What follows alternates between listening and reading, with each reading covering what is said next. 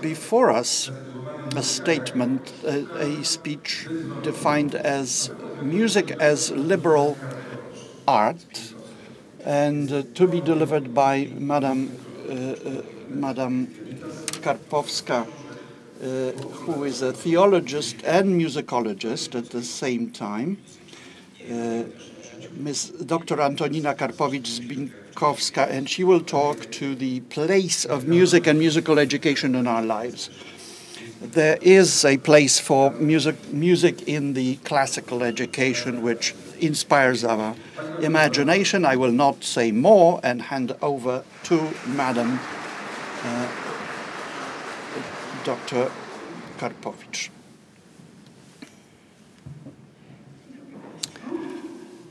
Welcome, ladies and gentlemen. I understand that my speech will be the only one that will represent the quadrillion. Let me remind you that the liberal arts, in other words, the core curriculum of the classical education, grammar, arithmetic, geometry, and astronomy, which are humanities, as we call it, and quadrillium, which we would define as arithmetic, geometry, music, and astronomy. This Congress invited particularly teachers of humanities, subjects of liberal subjects. But it is important, I believe, to also remind ourselves of the quadrivium. It is included in our education, but it is not treated as it used to be treated in the classical education. Above all, because of in terms of the objective of the education. Let us start, however, from the beginning. The division of the arts. And this, of course, changed with time. Galen, a Greek doctor, formulated the trillium and quadrillium system, as I described it earlier, but the canon of liberal arts did change over time. Up until Middle Ages, this arrived in the form that we've just described. The arts were defined by the Greeks in different ways, as the arts imitative or imitative arts, as well as productive arts and reproductive arts. But the best definition of art was provided by Aristotle, who says that art is an enduring disposition to produce in accordance with sound reasoning. In other words, this definition boils down to our understanding of technique, techne. That's the basic understanding of art. And this is based on the classical conviction that the entire reality is rational. The world is rational, the world of the mind is rational, and we are rational. We can read the rationality of the world, which is why the art is a production of something in line with the rational mind, which imitates nature, wise or rational nature, which is permeated with logos. And another innate element of liberal arts, and we don't understand that fully, but ancients approached with reserve to physical work. In other words, the liberal arts were provided or limited to the free human. They are not there to generate income, and they are not linked with physical work. Christianity doesn't accept that reserved to physical work. In the ancient world, this was part and parcel of their thinking, that even arts, plastic arts, were not included in the liberal arts because they are linked with some effort of the body.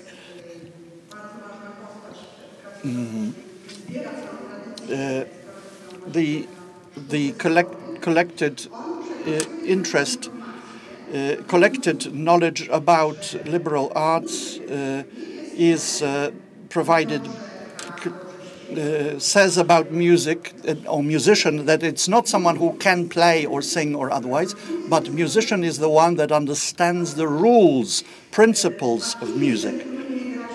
And who is that? The person who can produce art. He's a counter. This is the Institutione Musica, as also repeated in the middle-aged discussions, repeating after Boetius. One paradox comes to mind of Bach, John Sebastian. He was he was employed by the St. Thomas Church, and he was employed as a cantor there. So he was a musician, not musician, but a cantor. And let me pass on to quadriglio. St. Augustine establishes all of the liberal art in a ladder, the image of ladder where you climb respective rungs to be freed of material things and world to ever higher levels of abstraction. Started with grammatics, dialectic and oratory, and moves to mathematical, which is music, astronomy at the very top. St. Augustine puts philosophy. In other words, philosophy being that level. But to reach philosophy, you need to come through the earlier rungs. So music seems to be one of the important level, or one of the levels, to reach the philosophy. Whereas philosophy is the introduction to beholding the face of God. Cassiodor, on the other hand,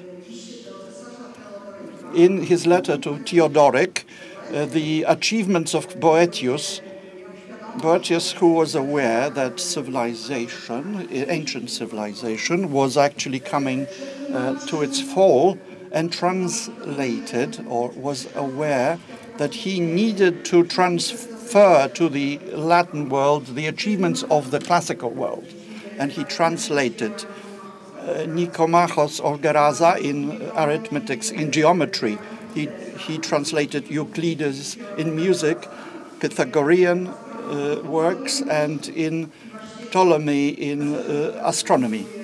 And Cassiodor, he provides this the fourfold gateway to freedom.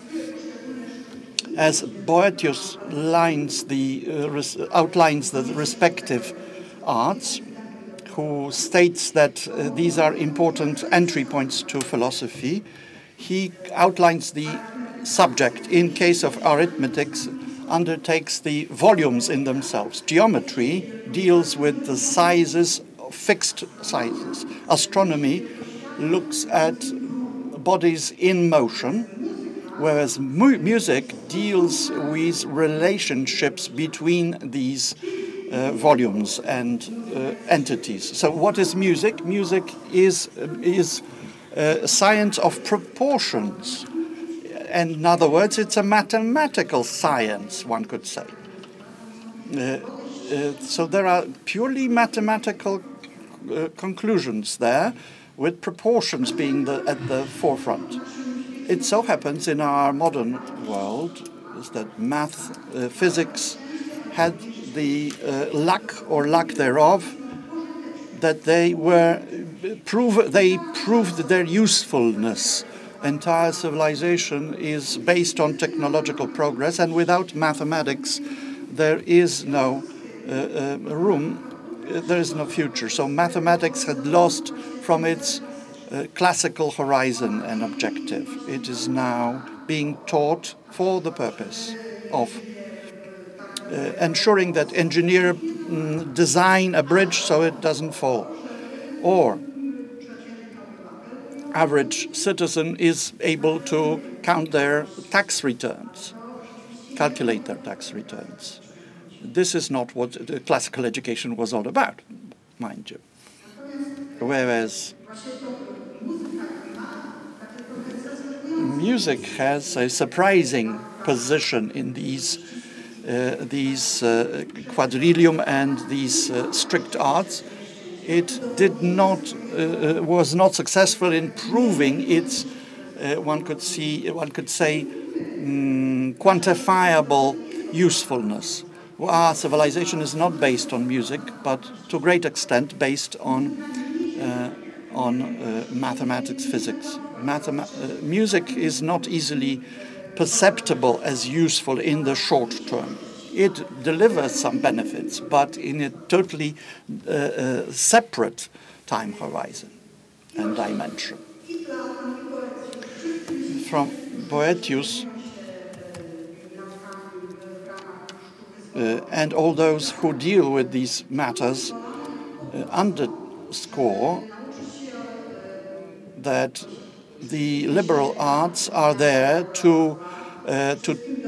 useful for learning, to differentiate between good and evil, and to reach beauty and truth. Today, when we think about music, what its objectives might be, how it is perceived. It is firstly perceived as usable words such as jingles, waiting time music, filling, backgrounds, and the living paradigm in music is the music of romantic paradigm. In other words, the great musical, vocal, instrumental forms which we listen to in philharmonic halls, which represents a secular temple where human spirit rises, and it's a form of liturgy in a sense that is being performed there. Another paradigms that we describe music in. 20th century, which has liberated music from all possible principles of composition, led to a point where music being perceived as unconstrained, free expression of the artist.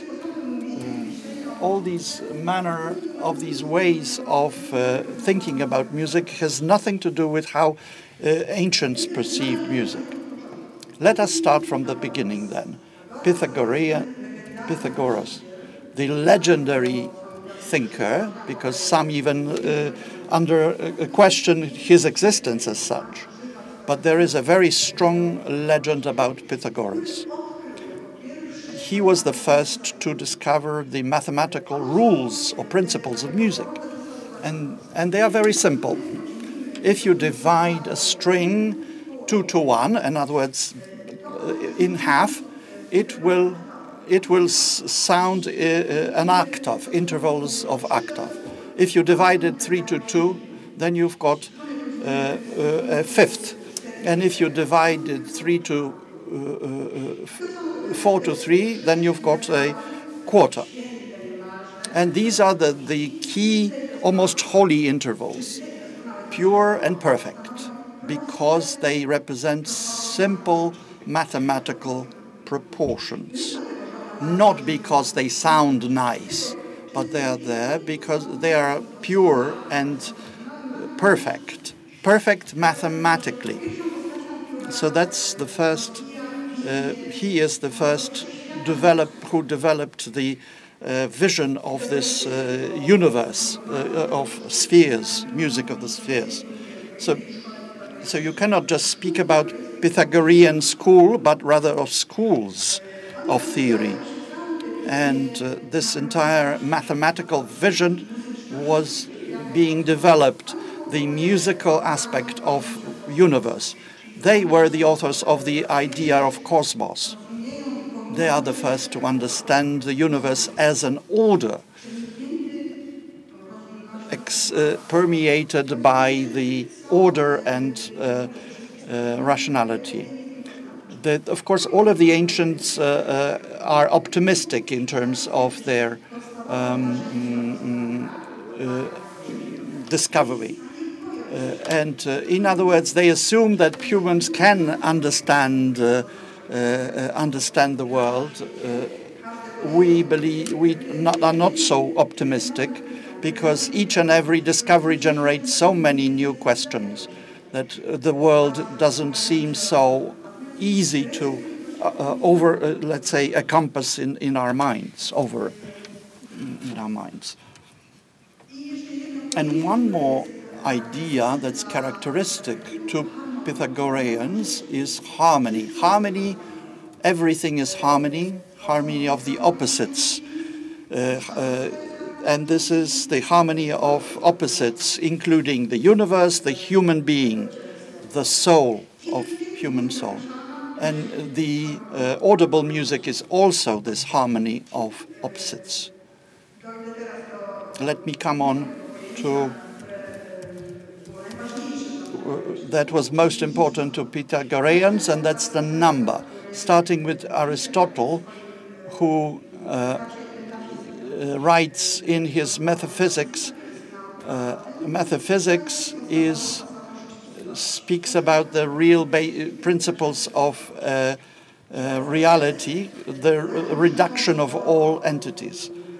Before Aristotle goes to define, Pythagoras defines all others that came before it. And he defines Pythagoreans, whom he didn't agree with them, but defines them very well. Let me quote. The so-called Pythagoreans, who were the first to take up the mathematical science, they seasoned themselves in them and thought that their principles were the principles of all things. Since, therefore, numbers occupy the first place among these principles, and in the numbers, to a greater extent than in fire, earth, and water, one can perceive, as they thought, many similarities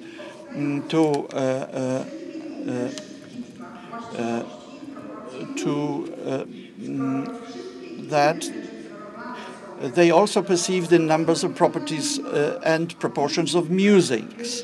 And numbers appear to be the first in all nature. They thought that elements of numbers are the elements of all things, and the whole of heaven is harmony and number. In other words, according to Pythagoreans, everything boils down to harmony. So this is very telling and powerful. Please note that all of music as liberal art, from the earliest times of the legendary Pythagoras through Boëthius and all the way to end of classical education, which we can roughly set at, or the break in it took place or occurred during the Age of Enlightenment.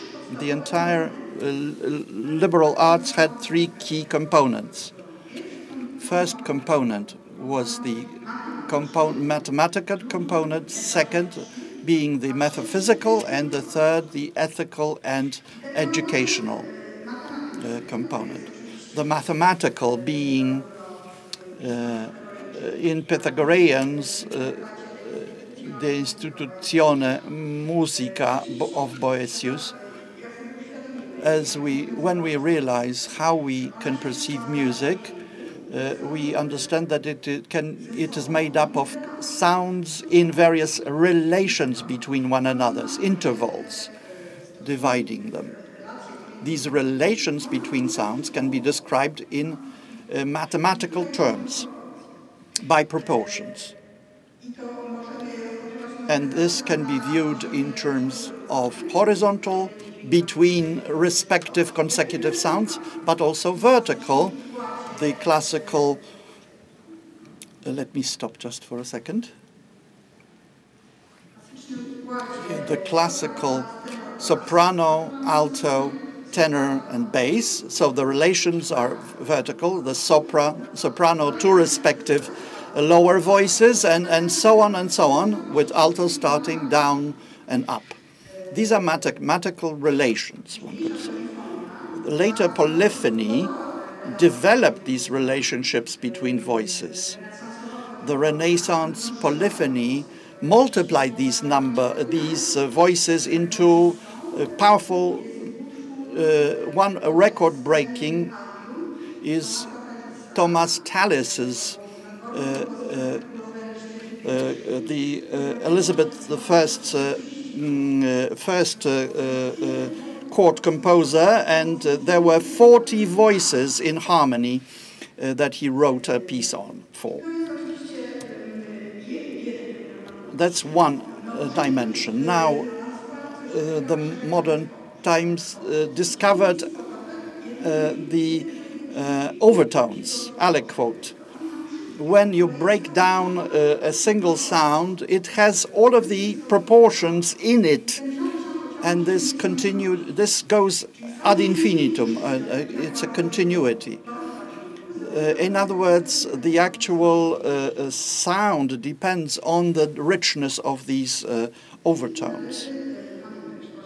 So one needs to bear in mind that music was treated as a mental activity. The fact that someone learned to sing or play in the process, that was a side effect. But this was liberal art, speculative art.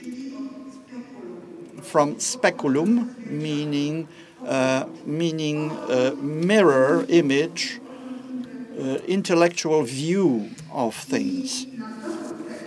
And to prove the fact that music is indeed and can be from beginning to the end pure intellectual activity, one proof of that for me was that when I studied counterpoint at my musicological studies, Baroque, of course, this included the various forms of Renaissance and Baroque. You could do that without listening. You could do it in writing, but then you checked whether this sounded well. But you could do this by following mathematical rules. And you were, in a sense, writing this out, and that there was a guarantee that this would sound good. It was not unlike mathematical calculation. If engineer calculated properly, the bridge would not fall down. So this is the clear affinity of music and engineering, say, or mathematics specifically. Another example to cite of 15th century theoretician Johannes Tinctoris, who was a theoretician but also composed music, polyphonic pieces. He used a trick where he came to a counterpoint problem that he was to solve that another composer solved insufficiently, and he made it his point to prove that you could solve that problem better. So this is the affinity with mathematics again. Mathematicians at the higher levels of mathematical thinking know that a mathematical proof may be aesthetically pleasing as such. What is the beauty of it? That it's simpler. Same with counterpoint. Each and every counterpoint solution can be done better, even though the other ones were also correct, but they weren't beautiful enough.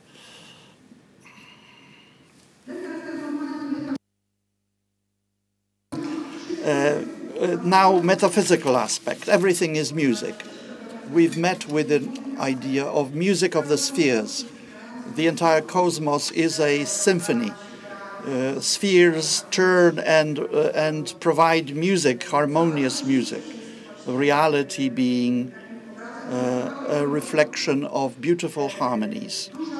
Human soul and relations between soul and the body are also music, be it inaudible to us, yet clearly but also finally audible music, which is a single case of music, special case of music, because this is audible by human ear. And Greeks explained that we don't hear the harmonies of the cosmos because we were born inside of it and we don't notice it. But what is audible is the music that is generated by a human being. And it is more beautiful the better it reflects this inaudible types of music.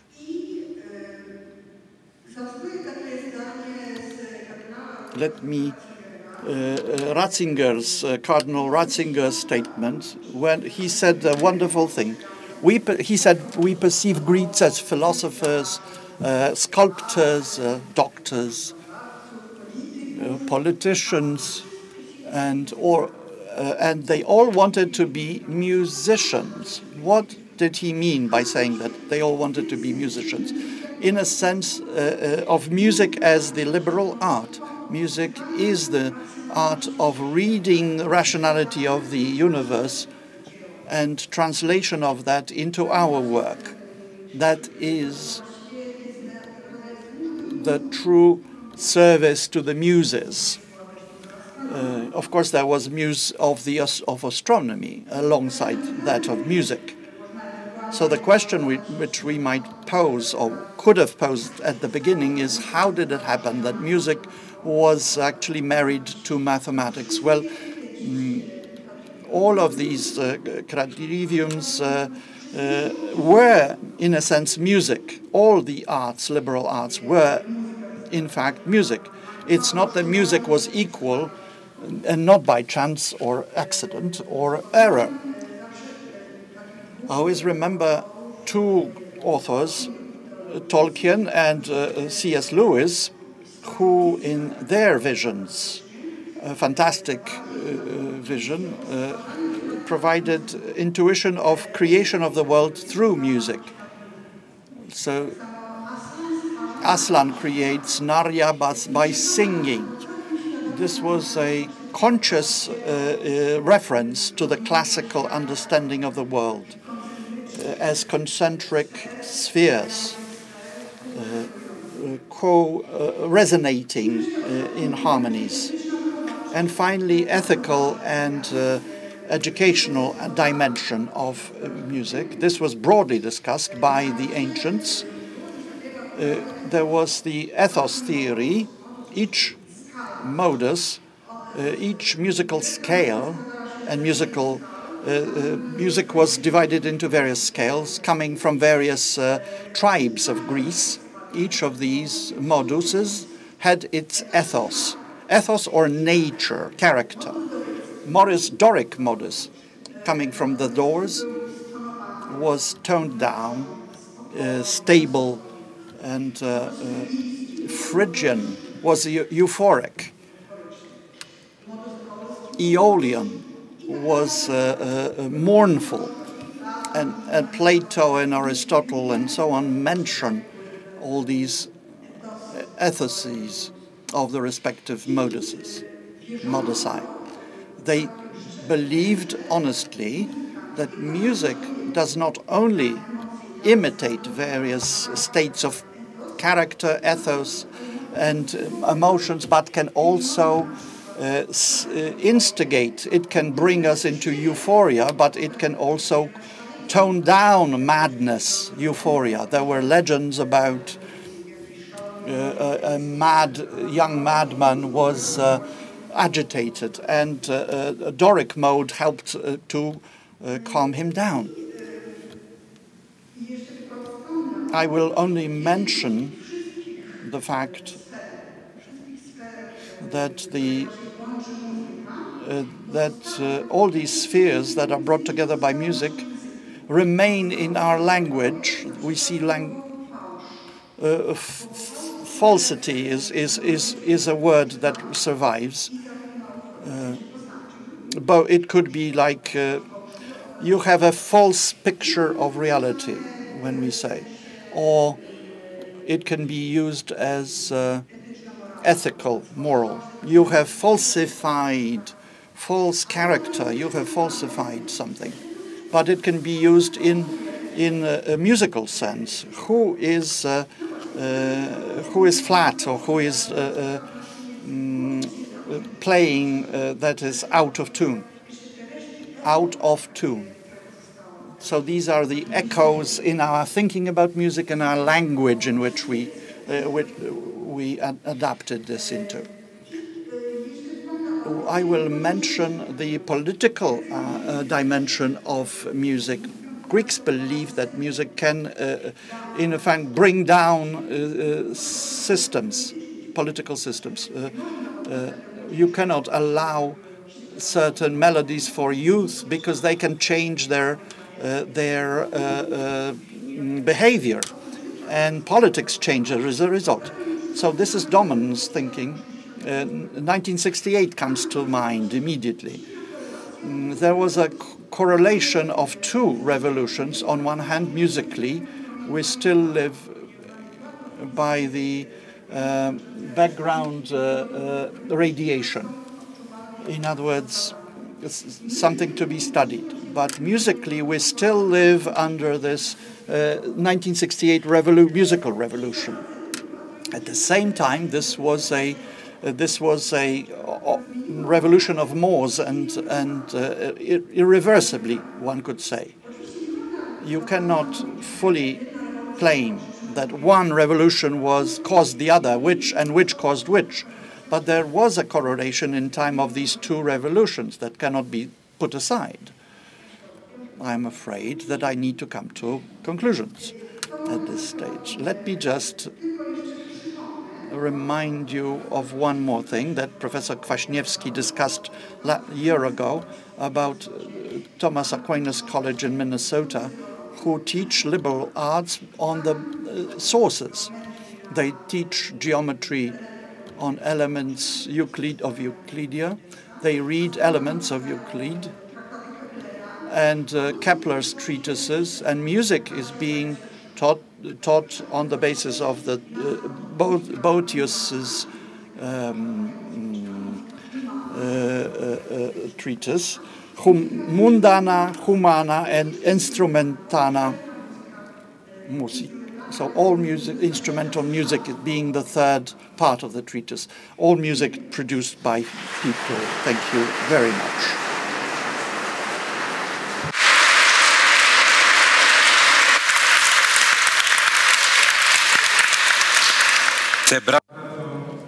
This applause is admiration for this musical, theological, philosophical speech. Thank you very much, Dr. Antonina Karpowicz-Zbińkowska. And now another guest, Professor Rafał Toczko, classical philosopher, lecturer at the University of Nicholas Copernicus in Toruń, a teacher of Latin and philosophy in secondary schools, co-creator of the Action Poland in Europe Latin in School, member of Polish Philosophy Association, and the president of the committee of the Olympiad of the Latin language. Thank you very much for the applause. And Professor will speak, or he will say himself what he will be speaking about. Thank you very much. Can you hear me well? I'm very glad. So you mentioned that I am a classical philosopher, which is a condensed truth, because this was my first education was to be a philosopher, and then I studied literature and philology. I am one of the last representatives of this species, I would say. We can see classical philologues there, so we are overrepresented, definitely, in this room. Thank you very much to Artur Górecki and all the organizers for inviting me to speak in this beautiful room. And I would also like to congratulate you for your courage, because asking a classical philolog to speak is very risky. First of all, classical philolog thinks that nobody is interested in what he's doing, because whatever he says, nobody will listen. And as an endangered species, he has the impression that he can say whatever he would like because he has nothing to lose.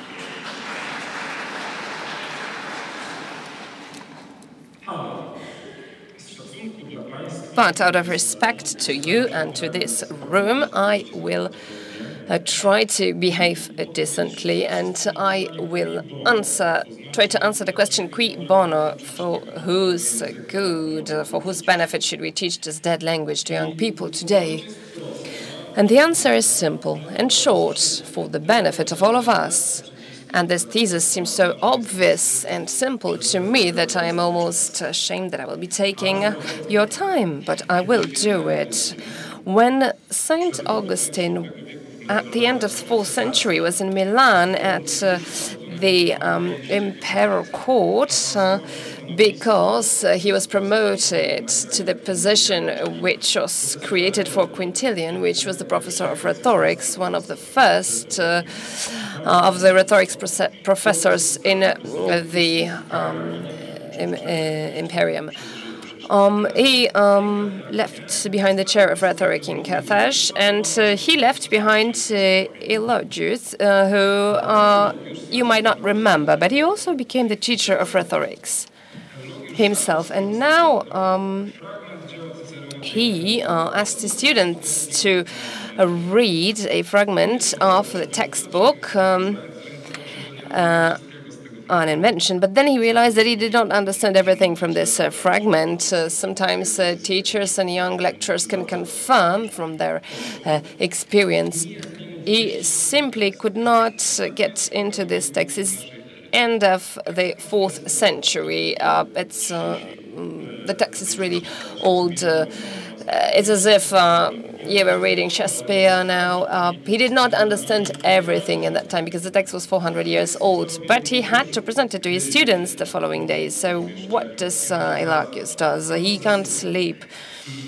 He's stressed, but finally he falls asleep, and in his dream, his former teacher, Saint Augustine, comes to him and explains him this fragment. So you might be surprised that the text of Cicero was not understood, that somebody had to comment it, but that's how it was. 4th century is a moment where a lot of comments are created for Terentius, for Virgil. These are first broad comments. You would ask how those people spoke Latin. How should they not understand? But in fact, this was different from classical Latin. It changed, and then those people needed a comment. It means that they were sitting with this De Inventione of Cicero, the same way we sit together with the students and read the text and analyze the text together. This text is essential for many reasons. It's mainly called Rhetorica Prima in the Middle Ages because this is the basic textbook. Another is Rhetorica Athenaeum, which is also ascribed to Cicero. This is one of the first works which were printed later when the print was invented.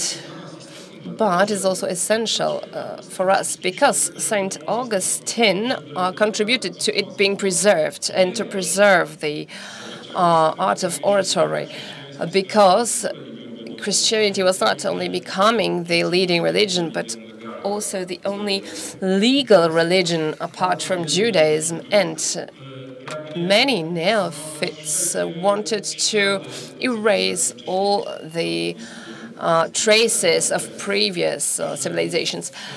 Saint Augustine was wise enough to preserve the grain of this classical culture, rhetorics, philosophy, and music. It's Saint Augustine who wanted to read all books for all the artes liberales, but he only wrote the Musica, and he started a few others, but the Musica was preserved. And thanks to Augustine, we have this heritage now. What is essential, however, is that those works which were written in classical Latin already in 4th century required a comment. We have numerous documents, speeches regarding the education program in 17th, 18th century Krakow schools, the basic point of Renaissance education, what we can see in the views of professor from the College in Nowodwór, Mr. Piotrowski, was that the education was to educate the best citizens and Christians, although with time the religious aspect moved to the background. In the palace speech of Jan Marcinkowski, we will read that science helps us to control emotions, to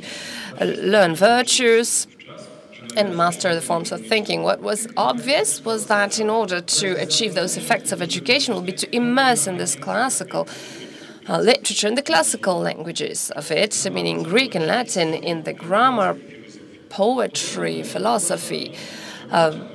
Similar speeches were made by brothers Sabiests. So we know that the father, Jacob, of the king was sending their sons to learn Latin, and that's what he writes in the instruction to Mr. Orchowski.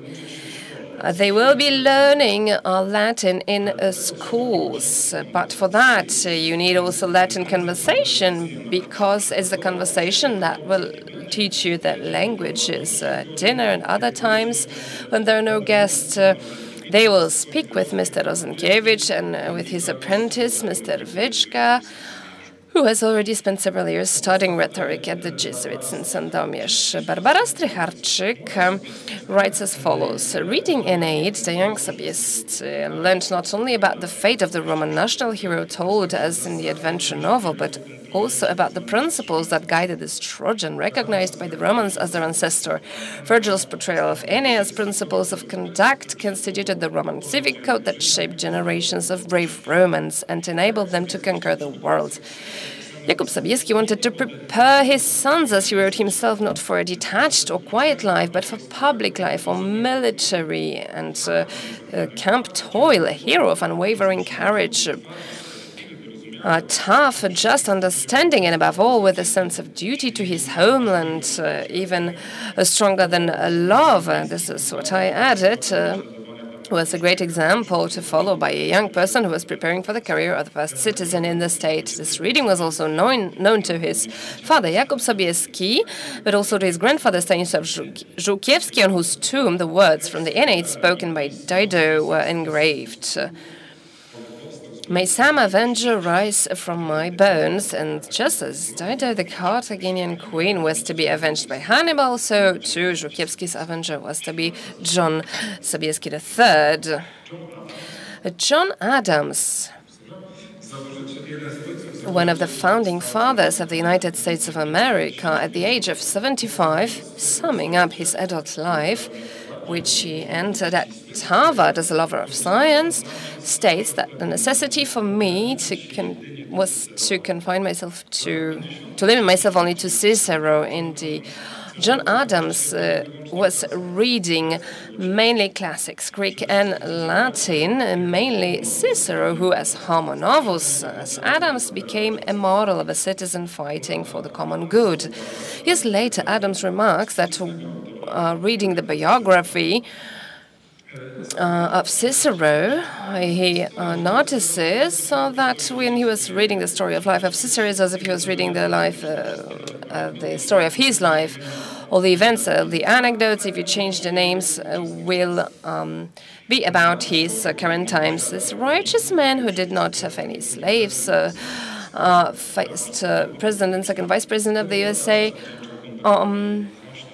he gained all his knowledge thanks to the contact with Latin and classical literature. What he writes at the end of 80s in his letters to his studying son is, in the company with Sallust, Cicero, Tacitus, and Livy, you will learn wisdom and virtue.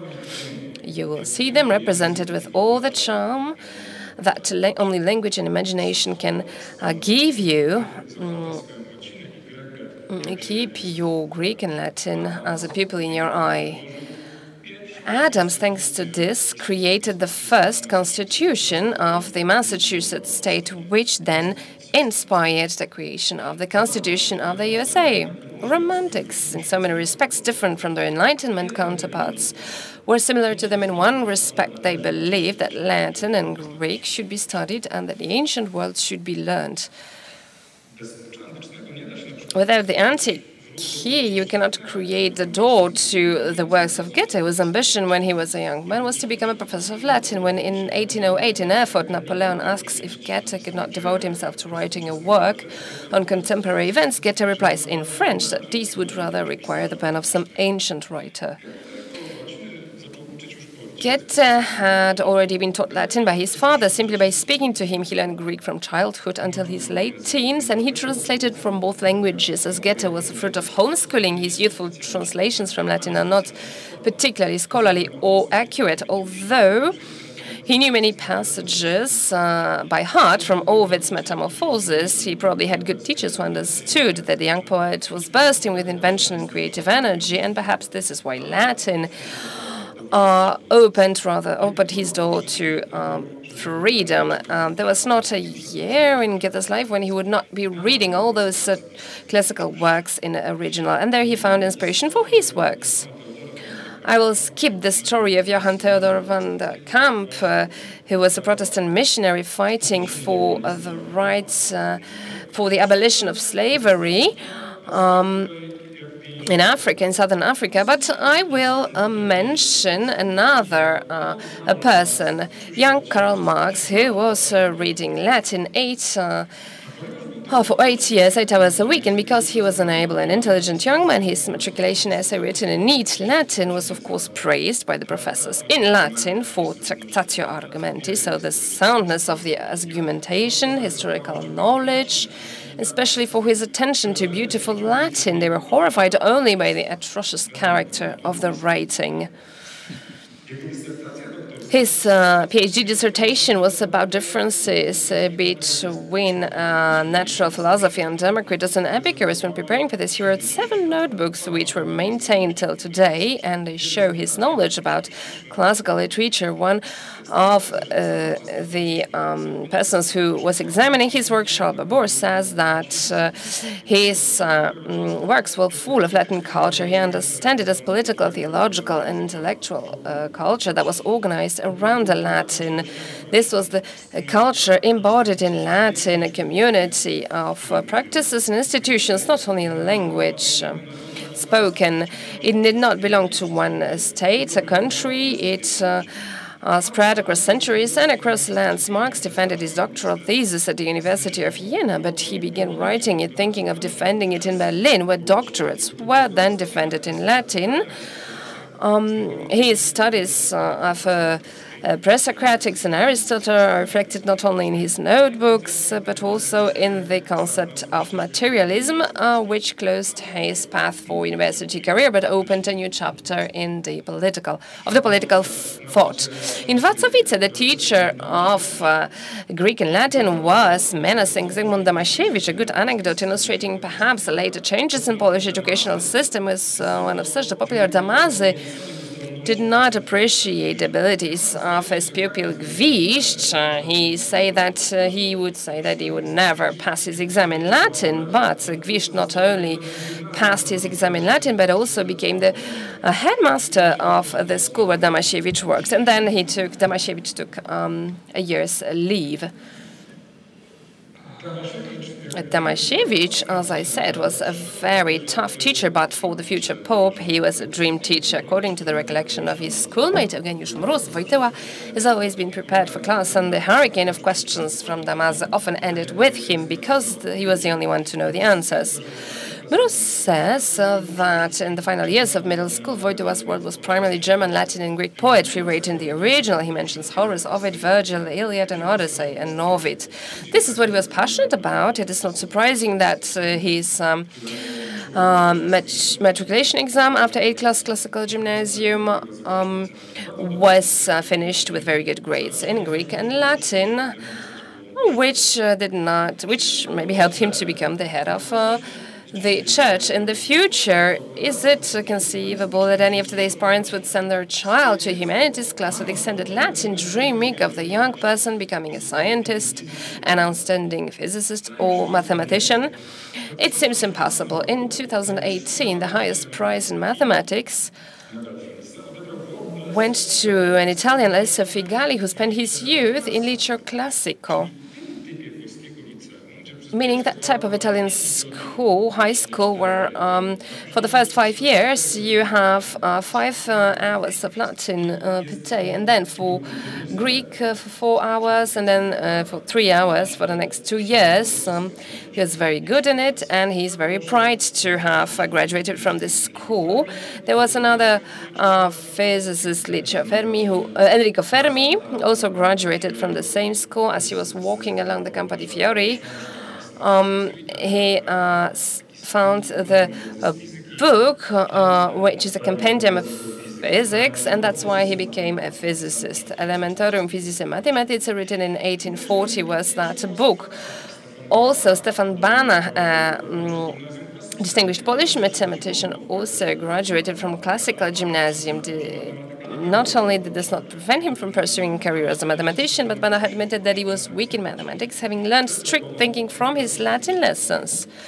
Without the achievements of these classically trained physicists and mathematicians, it is difficult to imagine the development of scientific technological civilization. Madeline Miller, she was also familiar with the works of Homer. Those works interested me in childhood, she writes, when my mom was reading me fragments of those books. So when she was putting me to bed, I still remember when my mom was reading those fragments. I was taken by this, and it hasn't changed. Homer's world is vast, exciting, tragic, intimate, full of wonder and mystery. Then she went to school with Latin, graduated in classical philology at Brown University, became a teacher of Latin, Greek, and an award-winning writer. And as a result, she wrote a hugely popular young adult novel about the Achilles and Patroclus, and fantastic feminist novel of ancient goddess Kirke, in which a female sorceress is at the center of events. In this way, Miller refreshes the classical tradition, making it accessible and interesting for young people who are not necessarily in love with the classical tradition, showing the contemporary aspect of the old Greek stories without exuding the pathos. Characteristic of, for example, Zbigniew Herbert and T.S. Eliot, for whom antiquity was not only more interesting than modernity, but also morally more perfect, which discourages often the young people, and which, as Petrarch has already argued, is not necessarily true. The Cicero of the letters is an ordinary man full of human weaknesses, quite different from the Cicero known from his own speeches or philosophical writings. J.K. Rowling, the writer we all know, was asked some time ago to give the commencement speech for the academic year at Harvard University, something that would probably not be possible today. There she shares her own experience, a provincial person from a not very wealthy and poorly educated family. Her parents' ambitions and the horizon of their dreams were quite mundane, down to earth. But she says herself, "My parents hoped I would become an engineer, and I wanted to study English literature. As a result of a compromise that satisfied no one, I went for modern philology. My parents' car had not yet disappeared outside the window when I quit German studies and rushed down the corridor towards classical philology." Rowling talks about how her parents wanted their child, the first of the family, to go to university to study something practical to provide her decent income.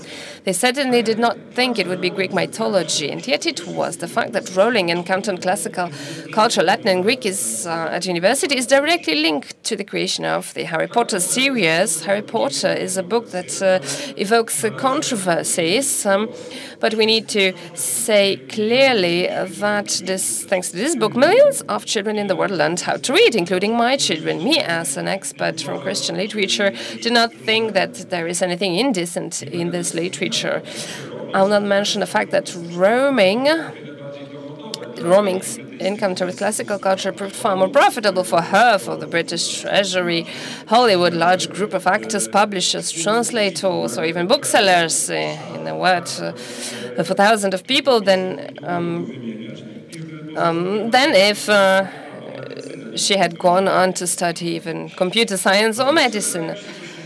More important, it seems to me, is that Rowling remarks in her speech that one of the many things that she learned at the end of that classical philology corridor that she started when she was 18 in search of something she could not define was written by the Greek author Plutarch. What we achieve inwardly will change our reality.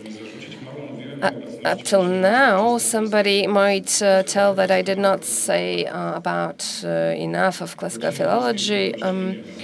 But this topic is short. There is practically no Latin in Polish schools, plus it would cost me too many negative emotions. I will not convince any of you to learn Latin when I keep complaining about previous ministers and other persons responsible for the curriculum who let very good teachers leave and at their place hired new teachers. But this is the truth.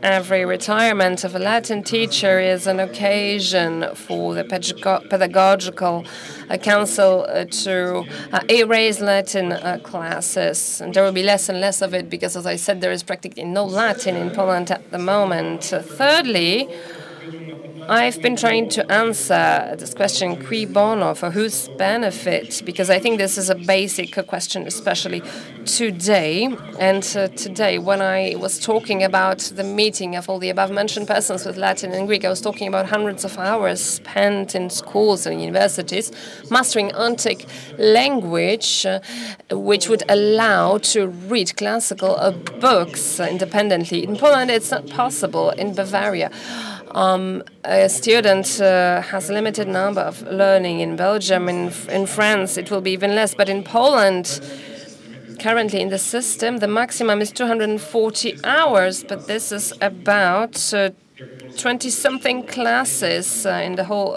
class year, throughout the whole Poland. So we need to say openly that there is no good reason to close the doors of young people to meet the classical culture at the same rights that people have been doing for centuries for their own benefit. I do not see the reason why this number is so small. When we look at the year 92, for example, as 0.0, we see that every 10 years the number of students learning Latin in Poland falls 4 times. This is a waterfall which is cannot be explained in any way by a comparison with Western Europe, where we were kind of allowed in 2004. I would like to ask you a question. What would have happened if J.K. Rowling did not go to classical philology and she went to marketing instead? If Karol Wojtyła would have become a pope if he hadn't studied Latin, if Stefan Banach would have become a genius mathematician, Enrico Fermi a physicist, what would American democracy be if the founding fathers had not been reading Cicero in original, and so on and so forth? Latin is not impractical. For ages, lessons of Latin were for the benefit of us in many ways. Latin, classical Latin, have always been a certain set of exercises, a form and content that brought and are still bringing benefits to world culture. The Latin lessons and meeting with classical culture inspired great people to create new forms of political life and new works. What is important is those persons were completely different. They lived different times. Their meetings with Latin and Greek, however, changed their lives forever. Karl Marx, Stefan Banach, all the other protagonists of my story, they all learned Cicero and other great persons. When they were thinking or writing in the language which is dead now, they were absorbing this antique world to understand their world better. Antiquity is so universal that it inspired everyone. And it's not surprising because teaching Latin in school is not ideological or worldview issue. It's rather a common sense created in Greco-Roman antiquity, grammar, rhetoric, philosophy, tragic lyrical poetry were and are practical school for the intellectual and spiritual development of not only humanists and light-hearted people. Cutting Polish students off from possible inspirations that have worked for centuries is certainly harmful. I am glad that you at the ministry have noticed this bad trend and are trying to reverse it. May the public opinion be mature enough to understand that increasing the number of people learning Latin in Poland is not a return to Middle Ages or an ideological project of conservatists, but a sensible action that can contribute to the common good. Because that's how it has been for centuries, a thorough study in the original of the outstanding masterpieces of ancient literature, and not only what I've been trying to show is not only useful, but, and I've already run out of time for this, is a fantastic spiritual and intellectual adventure, which I wish for as many young people as possible living in our feuding republic.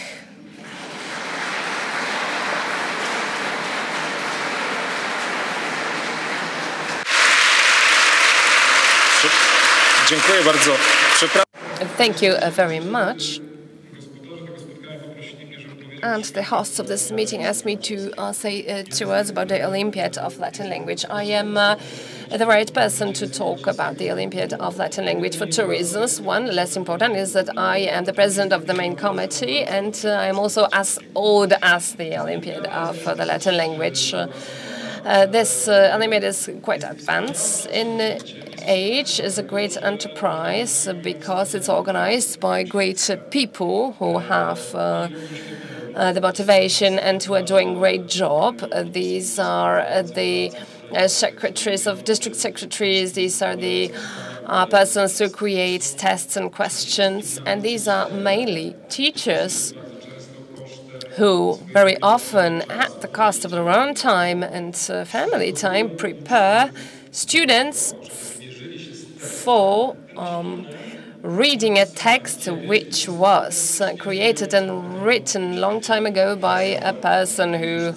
really lived authentically, like Julius Caesar, and so that they have the possibility of getting an insight into the thinking of those persons without any intermediary. This is the greatest benefit of this Olympiad. So there is a direct message. So they are really a kind of reading those. Okay, they can read those texts in original, and the Olympiad of Latin language, as I said, has been organized for over 40 years.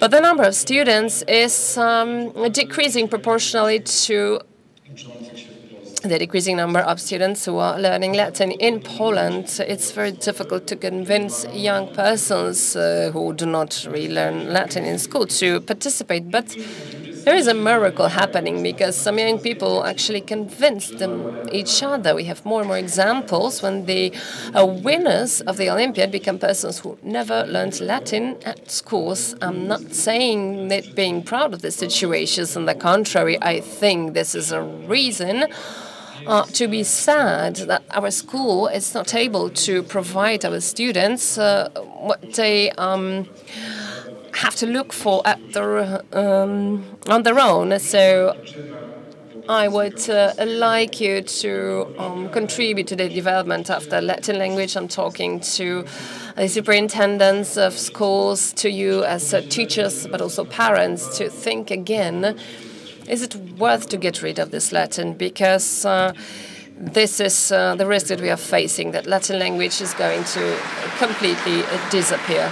Thank you very much. Thank you, Professor, very much. When you spoke about the founding fathers of the United States, I looked at the face of our colleague and I noted a smile there. Thank you for this great lecture, and we remain in this climate of Latin language teaching and some conclusions from it. Piotr Kaznowski with us, medievist and philosopher, a teacher of Latin, and in his free time loves to play violin. The floor is yours, sir.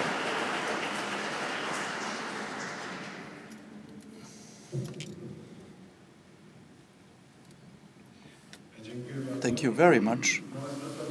One brief correction at the beginning. Even if I wanted to teach Latin, I have not the experience or the skill, of course, but I do have experience in attempts at teaching liberal arts in grammar, dialectics, and oratory.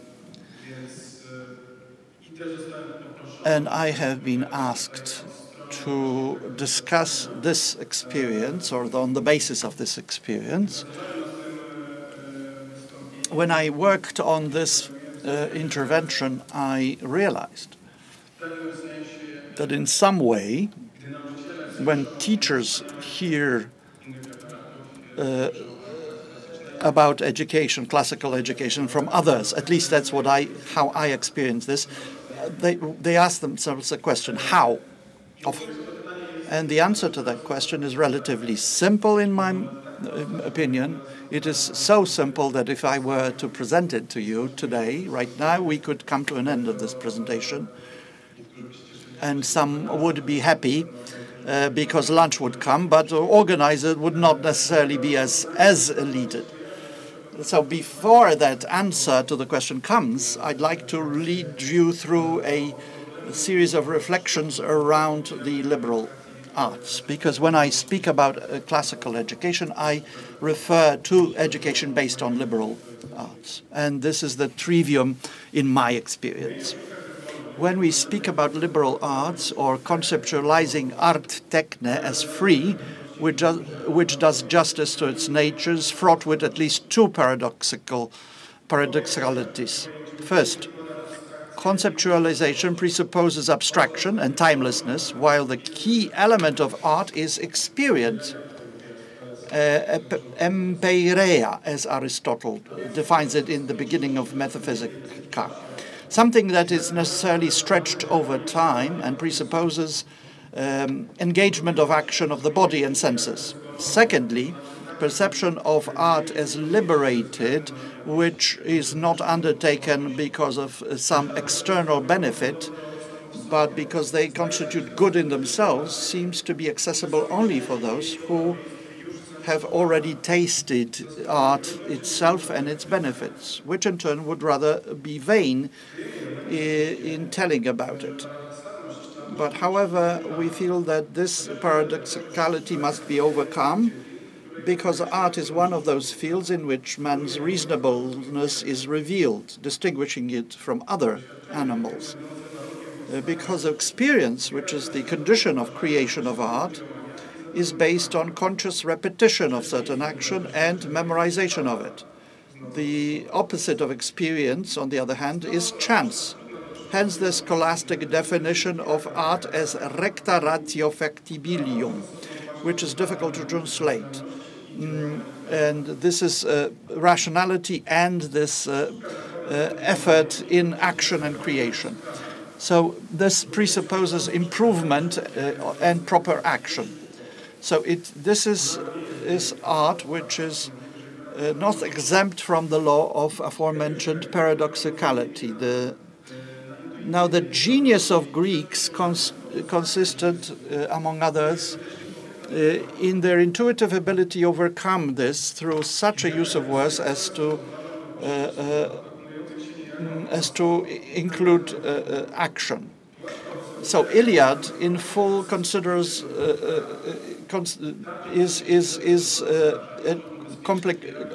expresses this somehow, where Odysseus, after wanderings, ends with his arrival at the court of Phoenicians, and then he is transported in a magical ship to his home. The Aoida de Modo precedes Book 8, and when we listen to the song, Odysseus cannot hold his feelings when the Modoc sings about the events of Troy and about the works of Ithaca. And when listening to this with pleasure, Odysseus is influenced by the words and relives the hardships and mourns his lost friends. I remember this literary image because it provides good illustration of the topic under discussion. We are actually now gathered at a symposium. Homer demonstrates difference between listeners lacking experience and Odysseus, the listener who is experienced in what the words are about. There is a contrast between Domitius and Demodoc, who is a blind person, blind therefore necessarily taken out of the sphere of action. Homer carefully emphasizes this in the scene. He is always brought in by ushers every time and cannot move on his own. And he is, even though he is identified by Odysseus as the divine messenger of the Muses. And then for the next 4 books, the Odysseus will then relate his experiences. So now, inspired Aoida, it provides a tale. Author of Odyssey, in a sense, cuts the distance between word and action. Without the songs of Demodocs, there would not be the stories of Odysseus or his happy return home. Finally, last detail. The Odysseus' return journey takes place in a dream, completely outside of the realm of words, as if Homer was trying to tell us that that action is not subject to verbalization. Greeks demonstrate this in Gordias, who demonstrates Gordias in his praise of Helen of Troy, logos dynestes megas estin. In other words, there is this power of unconsidered views that a listener comes into. Before I move to example from textbooks on the arts, let me just mention Plato, who added another voice to Sophist's approach and thus creating Greek polyphony. Plato was not confident about power of words, and he saw weakness rather than strength in the words of transmitted. So he goes back to pre-existence of the soul and non-verbal action of the mind. Author of dialogues is a master of heuresis. How words can preserve the memory of art is a question for us today, where our culture was almost completely stricken by amnesia. The lexicon of classical education is still present in our vocabulary, but to reach out to the original meanings, we do need some form of overcoming this amnesia. When studying aphorism, I realized that Hippocrates was the father of the genre. The work, collection of short statements, starts with something that Latin translates into ars longa, vita brevis. My astonishment stemmed from the fact that I understood this in Horatian terms. And I always encountered Schopenhauerian interpretation, the contrasting, immortalizing power of art and fragility of transience of life. However, interpretation doesn't make much sense. Aphorism was uttered by a doctor to convey medical experience to future medical students. When we say art, when we think about the work of art in the context of arts, the artist is not the important, but the actual piece of art which survives. And it is unique, it is original and unique. So cannot be transferred in terms of being able to produce exactly the same type of art. Whereas Hippocrates wishes to transfer something. As he says, experience is life is brief, it's important for the doctor not to cut it further short based on their own mistakes in their brief life. So art is longer than life because it has experience of many generations. It's no longer individual experience, but can be transferred through generations. Example of Hippocrates, it works on our imagination. If I were to ask, I would like to be learning, be medicated by the author of aphorisms from Kos, the island of Kos. It's obvious that aphorisms of Hippocrates can be understood only by those who are engaged in the art of medicine. So the reader is forced to reflect. So it's more important to understand what is not in the text, but it's already in the reader's mind, rather than what the text already contains. A reader might be ignorant of the art. The same is true with the classical art liberalis textbooks, such as Quintilian's oratory, speaker's art. The scope of topics is only a list because of their usefulness. If someone were to treat this as a ready educational tool and to conduct readings or a lesson based on this, he will be, in a sense, for loss of words. If you are, the assumption being that if you are teaching, then you are the one already teaching, then you should know the content, and author of this textbook only points to accents and key topics. The liberal arts in Tridium appears from nowhere, but in its mature form it comes through Aristotle. Further synthesis in later authors. The only way to enter in dialogue with a textbook is to follow the path that is pointed to. Say the postcards from a trail. As an introductory grammatical experience, Quintilian introduces explanation of archaism, solecism, barbarisms, and such subjective linguistic phenomena present in poetry. Now, why do we expose children to work with difficult texts containing expressions that deviate from the norm? Why do we work on text written a couple of hundred of years ago in a language that's difficult to understand? Well,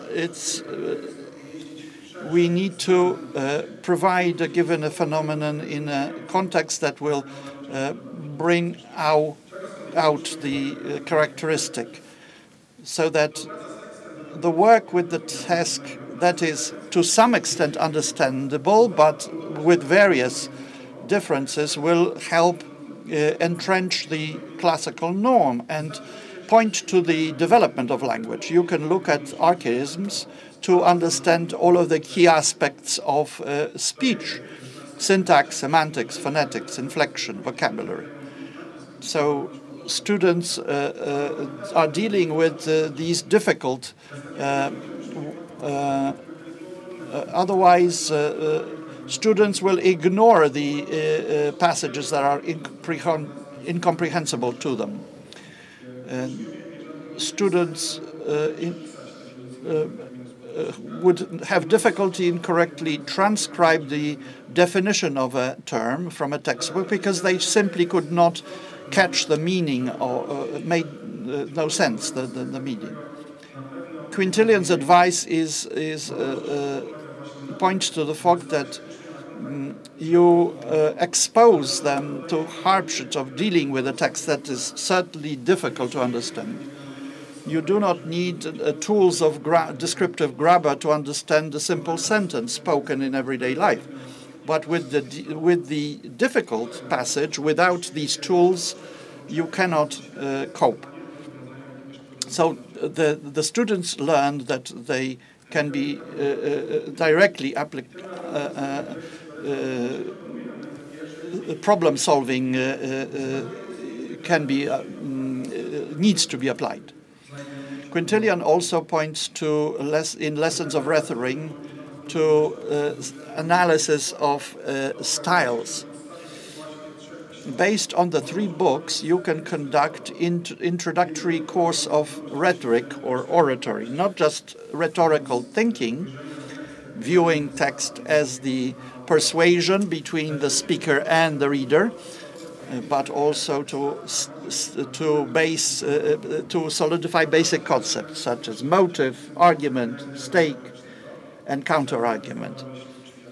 A good thought, Athena appears to Achilles, suggesting him in a word instead of a sword, and allegory of a good speaker in the scene of Agamemnon. Let's remember that we are dealing with students after a course of grammar. So archaic poetry translation should not be a barrier. Of course, difficulty of a slow, non-selective reading with commentary and paraphrasing is useful because they discover this with the teacher and give it proper names and overcome habits resulting from information overload. Finally, rhetorical exercises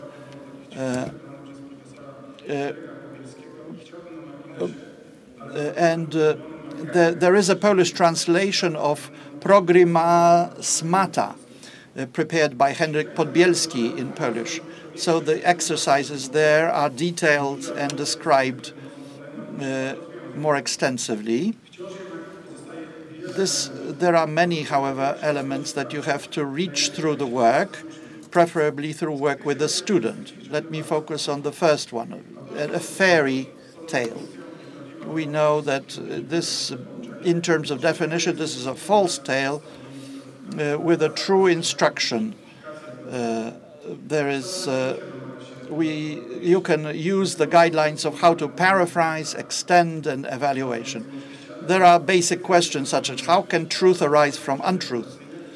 Allegory, in which there are animal fable or natural or conventional ways. Paraphrase explains what is the moral coming from it. There is a extension of the plot to strengthen the message of the tale. When you work in fables of Phaedrus,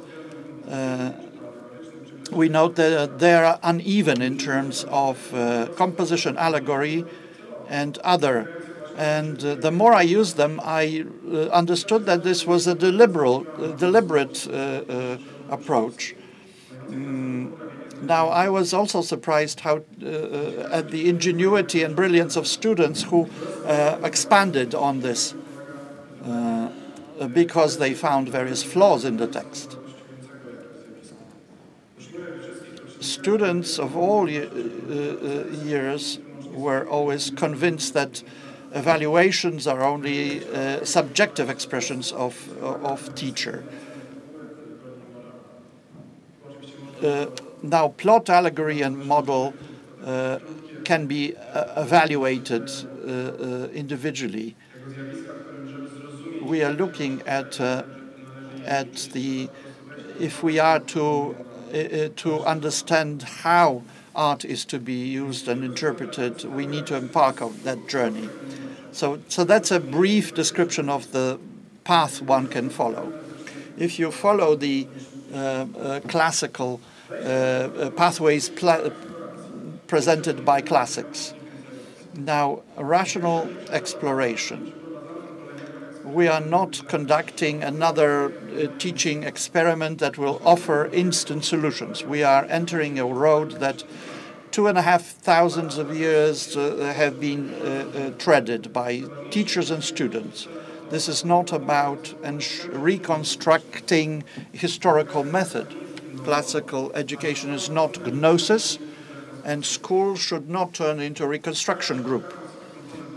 Every art has rational component. Otherwise, it would be activity based on chance. But arts and crafts are more screened by rationality, and those that are less subject to rationalization. The more rational the art, the more mental the work, the more rational the art. The more liberated the art, the more universal its principles. There are things that humanity has forgotten irrevocably, but in case of liberal arts, we can be confident that mind trained in argumentation will work in similar ways today as it worked in the 13th century Paris or 4th century Athens. For the same reason, many good teachers in their daily work apply the skills that are part and parcel of liberal arts, although they may not even be calling that for themselves. Classical education, which refers to liberal arts, is indeed a proposal to get on the road, proven, tried and tested. Ars longa, vita brevis. Let's summarize. Firstly, the only way to value the liberal arts is to actually practice them. Demodoc's songs are important. The memory will not survive. But Odysseus's are also important, who can go on a journey and leave their habits, as they will be the ones that understand the songs. These are not long, short journeys, even though many of these pathways have been overcome, where 100 years ago in the United States that these pathways have been rediscovered. John's College in 1937 started a program, but 18 years later was their curriculum and syllabus published. Before us, lots of work, such as adaptation of rhetorical and grammatical exercises into Polish, and of course remembering of the original meanings of words. But that happens in the course, on the way, so to speak. The change from a listener who is enamored by the song of Demodoc, which is not a typical solution, from that position to active Odysseus is not so simple. In the world that defines itself as liberal, it is the free actions that are least undertaken, those undertaken without the necessity behind them. This is what the classical education assumes. This character of education based on tradition of liberal art means that it's not another proposal for revolution in education, but what the Greeks referred to as metanoia, overcoming and changing the conditions. If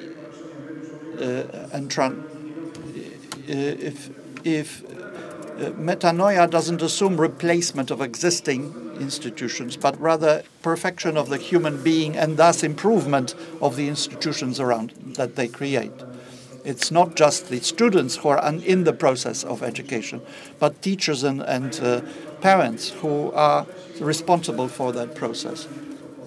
But we can hope for, in a sense, change of the attitudes of the students in the process. And finally, something that I've intended implicita in my statements, the answer to the question of whether it's doable and whether it's worth it. Well, both I would answer in the positive, but we will need to do in Ithaca, in our Ithaca. Thank you.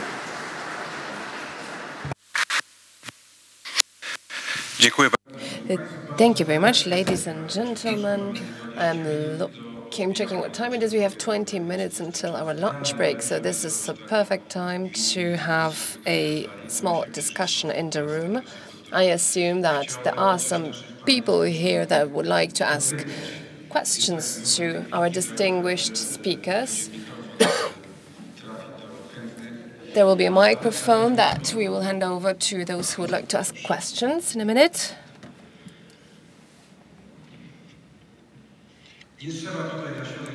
You do not need to come here, come forward. Here you can stay at your seat. So who would like to ask a question?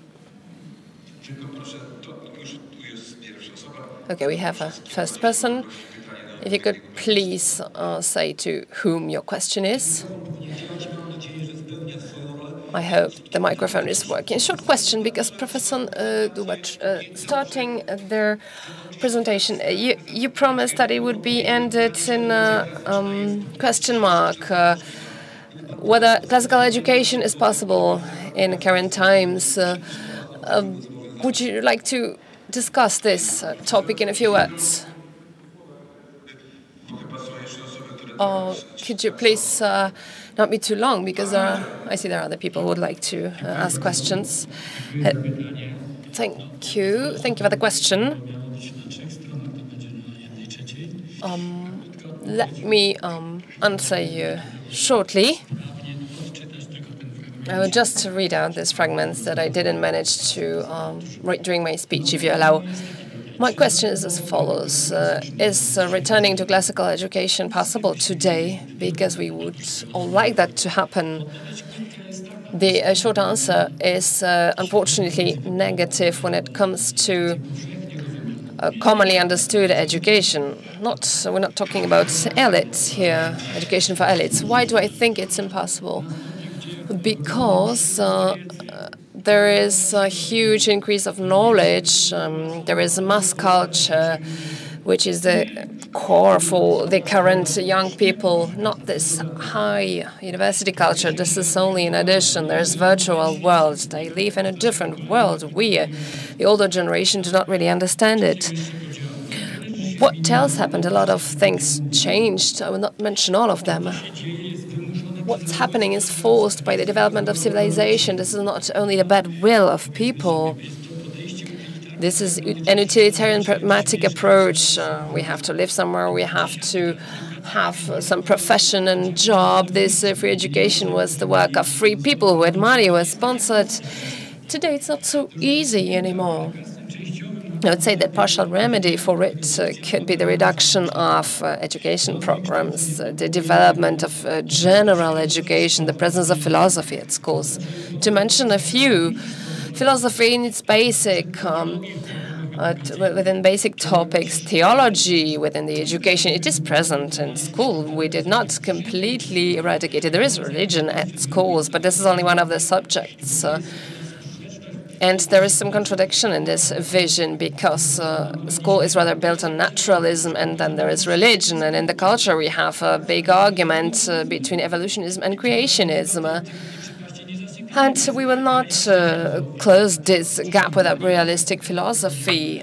We don't have it at universities or in a widely understood culture, so we need to know what are the contexts of the presence of our education, those deeper contexts, not external ones, where we will be learning Latin. And so what? This is not enough, because in order to deal with this education, you need to have time. A student does not have time. There is so much information. There is no space of contemplation, which is the goal of classical education. The student has to remember, say, sell, and then the next information comes. So there is really no space for normal development of thinking. There's no space for sitting down, concentrating on a poem. The students just read the shorter forms because they do not have enough time. There is huge rush in the culture. We live under the terror of work. This concerns parents as well. We have built a very difficult civilization in which it will be difficult for us to live, and we need to be aware of this, and we are often not. Let's not create a utopia.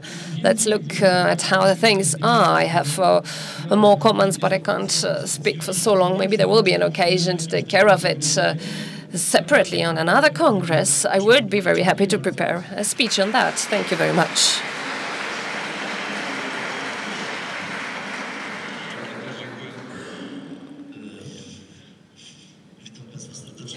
Hello, my name is Zbigniew Siekierzyński. I am a music teacher. I've been teaching for over 30 years, mainly in Catholic schools. I came here, I thought you would be talking more about music, which is also a very important subject, even a key one, I would say, at schools. But generally, what I want to say, what is classical about music? What are we supposed to teach? When it comes to music, we will not be singing in Latin with students in public schools. The classical is something that is timeless, so we should take care of this a permanent, stable repertoire, because now we are creating new texts, new melodies. Graphic designer, we take the guitar and we sing a song. It changes in a few years, and then we have a next one. We should be based on classical music, classical works. I always say that what is better than old is older. What is worse than new is newer. So I am often singing religious songs, patriotic songs with my students, but if you wish, I can tell you more about the music. It's really important. There should be a good book created to learn music, but maybe now let's sing something together to relax a bit. Let's sing a song together. To jest okej? Tak, no dobrze.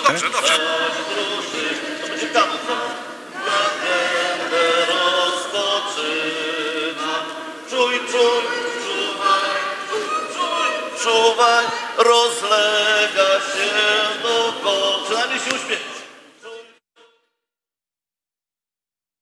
Czuwaj, radosne echo. Przestańcie się już bawić i czas marnotrawić. I przestańcie się już bawić i czas swój marnotrawić. Słuchajcie Państwo, ja chcę powiedzieć, że I would only like to say that we should only use classical repertoire in a school, and a book like this should be created. If anyone has demand, I can help you. Then we have various occasions, commemorations where we can sing patriotic songs, and other celebrations when we can sing classical songs. So there are a lot of events, but this was eradicated from textbooks, and now we work on some new songs. We should get back to what our parents or grandparents used to sing. There are a lot of songs, there are enough songs to fill a textbook. They called me Zbigniew Siekierzyński because I was always, because everybody needs to learn a classical Polish patriotic song when I was a teacher. Thank you very much. Okay, so we have a speaker for our next conference then, I see. Okay, but now another question maybe to the speaker. Yes, I will not be singing maybe, but I would like to say that it's not so bad in Poland. One of the co-organizers of this Congress, I'm talking about the Center of the Development of Education, is carrying out interesting projects about Latin language and antique culture, and those remote works and the remote learning caused the fact that the interest in Latin culture and other interdisciplinary scenarios where I participated as an expert, and also other things, getting back to English and other modern languages, it turns out that within those interdisciplinary classes, it's easy to combine philosophy and Latin with modern topics, and it will be easier that way. Thank you very much. I'm sorry. I would like to welcome Minister Radosław Brzózka, who I mentioned at the beginning. He is already here among us. Yes, could we please ask questions? Let's benefit from the presence of our experts.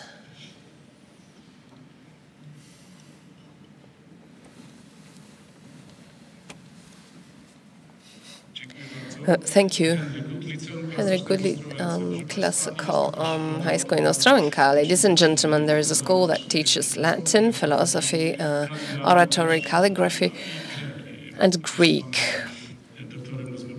I talked with Doctor before, but the professor said that it's very difficult to implement this classical philosophy program in general common schools. It is possible, but without the help of Ministry of Education, it will be very difficult. There is already there are some signs of help. Because some hope, because next year Latin should be equal with modern languages, so students will be able to choose Latin as a second language. So thank you very much. Thank you to the minister and the whole team for noticing this problem. Why? Because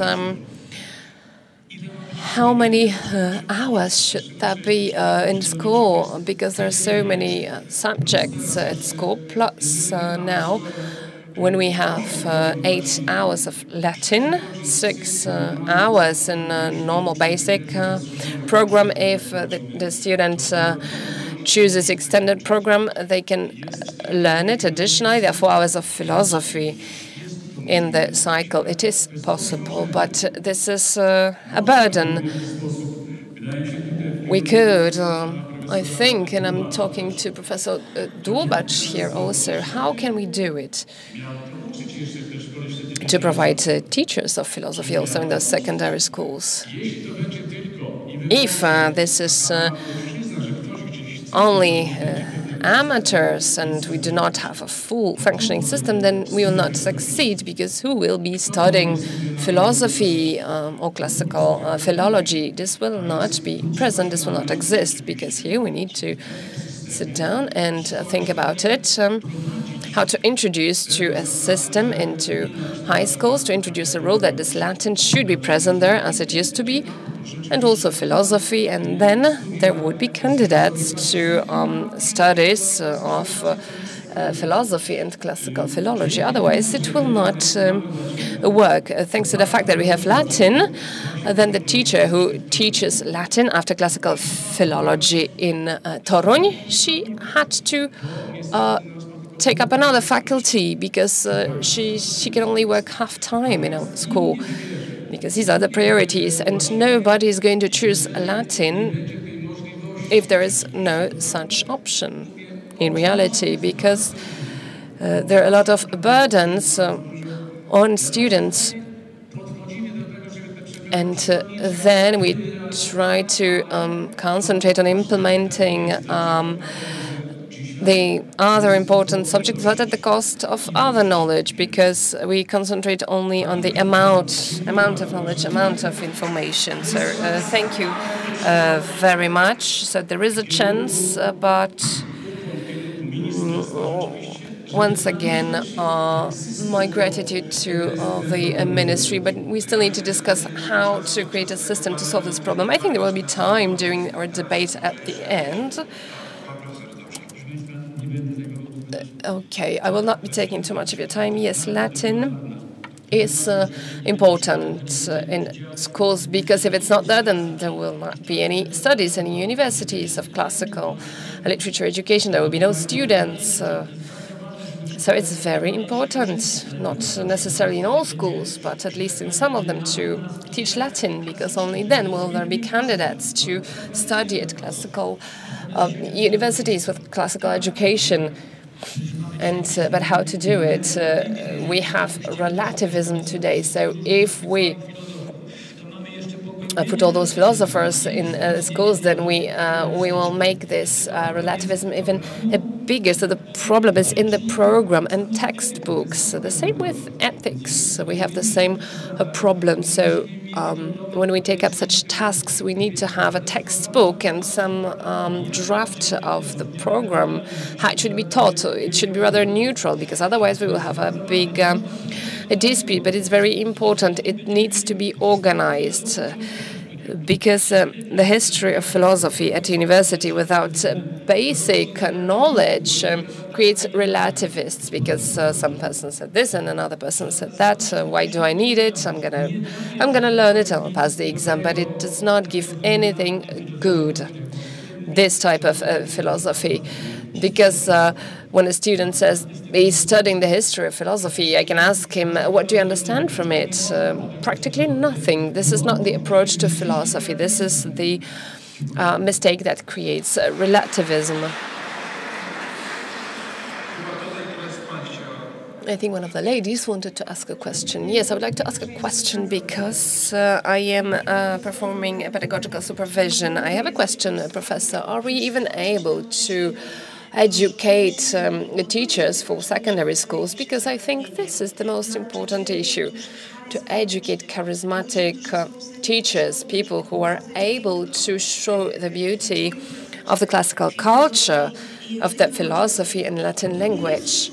Because this is not difficult for the Ministry of Education to provide hours for learning, because this is the easiest to achieve, I think. But are we going to have teachers? Are we able to have teachers who will come to schools and who will, or are the universities ready, prepared to educate those teachers? Should I answer? Yes, please. Okay, shortly. Yes, it is necessary what you said, because before the students will become teachers of classical education, first we need to prepare the teachers, and they are not prepared, so they need to take a special course. We need to prepare a program for them so that they can taste the works of Cicero and other great writers. So. This needs to be a systematic approach. This is a set of values, problems, issues, lifestyles, patterns, which is timeless. A transhistoric, transcultural, for Greece and Christianity. There's no alternative for them in reality. We're talking about discovering a person as a human being, as an entity, as a basis for the institutions, for the state, for everything. This is the human being who is important, and that's why this European culture is so huge. We need to understand it, but it's first the adults that need to understand it, and then the children, and we need to present it to them. Otherwise, we are going to lose it. We are actually losing it.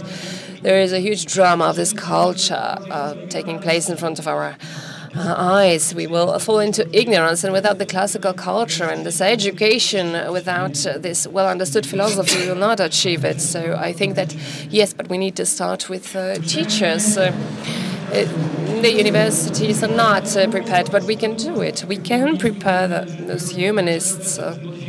We can modify programs.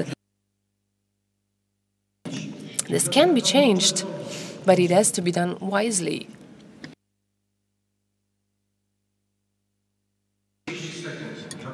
Maybe 30 seconds for last question and 30 seconds for the answer. When it comes to philosophy, I think that something has been achieved. We have a year of philosophy, 1 year of philosophy in the first class of secondary school, and this is the antique philosophy. So I think we can be satisfied. But when it comes to Latin, as you said, the situation is really tragic, and I think that now is the time for us to do something in this direction. Maybe at least in humanist classes, we can restore the obligatory Latin as it was before. The situation is actually strange that during the so-called communism, I used to go to a humanist class where I had 2 hours of Latin. Currently, 1 hour throughout 1 year, or 1 hour during 3 years. This is not much. So it's very strange that in a free country, we are not able to bring it back in any way. So I am a Latin and philosophy teacher, and I think that this is something very important, and it's good that something like this happened, that there is this Congress.